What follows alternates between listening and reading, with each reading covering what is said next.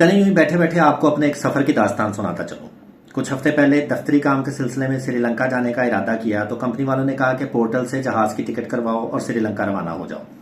اپنے ایک دو دوستوں سے ذکر کیا تو انہوں نے مجھے یہ مشورہ دیا کہ نومی تو نے یہ کرنا ہے کہ ایمریٹس کا جہاز چننا ہے، دبئی 2-3 دن کا قیام کرنا ہے، عیاشی پٹنی اور اس کے بعد سری لنکا چلے جانا۔ اور میں نے کہا کہ یار میرا ضمیر اس بات کی اجازت نہیں دیتا۔ انہوں نے پوچھا کہ ضمیر کون ہے، تیرا مینیجر؟ میں نے کہا نہیں۔ تو انہوں نے چڑ کے کہا کہ ایڈا تو جرمن رہندا نہیں۔ لیکن میں نے پھر بھی اپنے ضمیر کی سنی، 100 یورو سستی سری لنکن ایئر لائن کی فلائٹ کو چوز کیا اور جہاز میں سوار ہو گیا۔ پاکستان انٹرنیشنل ایئر لائن کے بارے میں بہت ساری کہانیاں سن رکھی ہیں، جس میں واضح چیز یہ ہے کہ ہماری ایئر ہوسٹسز اکثر اوقات مسافروں کے ساتھ بدتمیزی کر جاتی ہیں۔ میرا خیال ہے اس کی وجہ یہ ہے کہ ہماری خواتین کو پتا ہے کہ ہمارے مردوں کے ساتھ کیسا رویہ اختیار کرنا ہے۔ لیکن میں اس بات کے خلاف بھی نہیں ہوں کہ جو لوگ جہاز کا سفر کرتے ہیں وہ ٹکٹ خریدنے کے بعد اس بات کی خواہش رکھتے ہیں کہ ان کو مناسب سہولیات میسر کی جائیں گی۔ سری لنکن ایئر لائن میں بیٹھتے ہی مجھے احساس ہوا جیسے میں پی آئی اے میں بیٹھ گیا ہوں۔ سب سے پہلی جو مجھ پر حقیقت آشکار ہوئی یہ تھی کہ ایئر کنڈیشن کام نہیں کر رہا۔ لوگوں نے جب دبے دبے لہجے میں شکایات کا اظہار کرنا شروع کیا تو سری لنکن ایئر ہوسٹسز بڑی تیزی سے آئیں اور بہت تحمل سے لوگوں کو اس بات پر قائل کرتی رہیں کہ چونکہ تکنیکی وجوہات کی بنا پر اے سی کام نہیں کر رہا، لیکن جیسے ہی جہاز ہوا میں بلند ہوگا اے سی چلنا شروع ہو جائیں گے۔ خیر ان کی یہ بات درست ثابت ہوئی، لیکن میرے ساتھ بیٹھی خاتون کی سیٹ کے بازو رکھنے والی جگہ جو تھی وہ ٹوٹ گئی اور انہوں نے جب واویلا مچایا تو ایک ایئر ہوسٹس نے بڑے پیار سے آ کر ان کو ایک تکیہ لا دیا اور انہوں نے کہا کہ آپ اس سے گزارا کریں۔ مجھے سب سے زیادہ خوشی اس بات کی تھی کہ جیسے جیسے سفر کے دوران کوئی بھی مسافر کسی قسم کی بھی شکایت کرتا تو سری لنکن ایئر ہوسٹسز بہت ہی زیادہ معذرت خواہانہ انداز میں بہت پیار سے بہت توجہ سے ہر ایک کے ساتھ مساوی سلوک کرتے ہوئے ان کی شکایت کو دور کرتی یا کرنے کی کوشش کرتی۔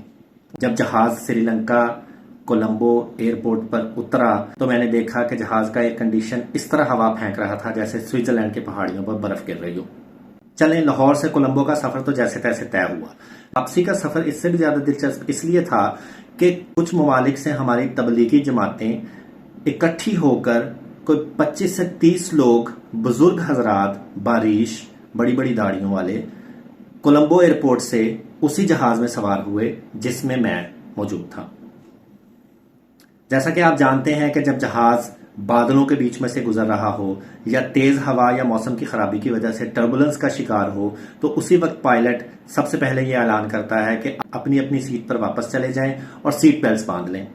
لیکن ہمارے جماعت کے مولانا حضرات نے اسی وقت یہ فیصلہ کیا کہ چونکہ فجر کا وقت ہو چکا ہے تو انہوں نے کھڑے ہو کر جہاز کے آئل پر یعنی کہ گزرگاہ میں جماعت بنا کر صف بندیاں شروع کر دیں۔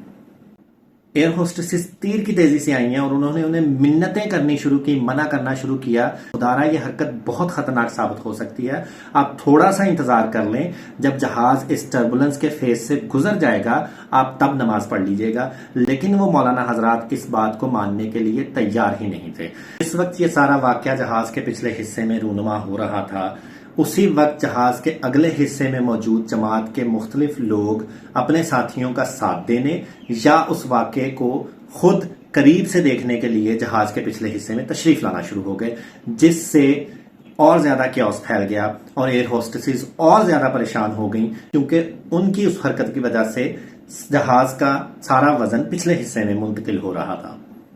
جیسے تیسے کر کے ایئر ہوسٹسز نے کچھ جوان جماعت کے ساتھیوں کو انگریزی میں سمجھاتے ہوئے گزارش کی کہ اپنے ان بزرگ ساتھیوں کو اپنی زبان میں سمجھایا جائے، ان کو اپنی سیٹوں پر بٹھایا جائے اور وہ بزرگ حضرات جو آگے سے پیچھے یہ سارا واقعہ دیکھنے کے لیے تشریف لائے ہیں ان کو واپس بھیجا جائے۔ اور جب یہ سارا معاملہ طے پا گیا اس وقت ایئر ہوسٹسز کے ساتھ ساتھ سکون کا سب سے بڑا سانس لینے والا میں تھا۔ جہاز جیسے تیسے کر کے لاہور ایئرپورٹ پہ لینڈ کیا۔ میں نے یہ فیصلہ کیا کہ اگلی بار میں نے اپنے ضمیر کو سلا کر بذریعہ دبئی ہی سری لنکا جانا ہے۔ ہاں لیکن 2-3 دن کا قیام اور عیاشی پٹنے والی بات پر ضمیر ابھی راضی نہیں ہے۔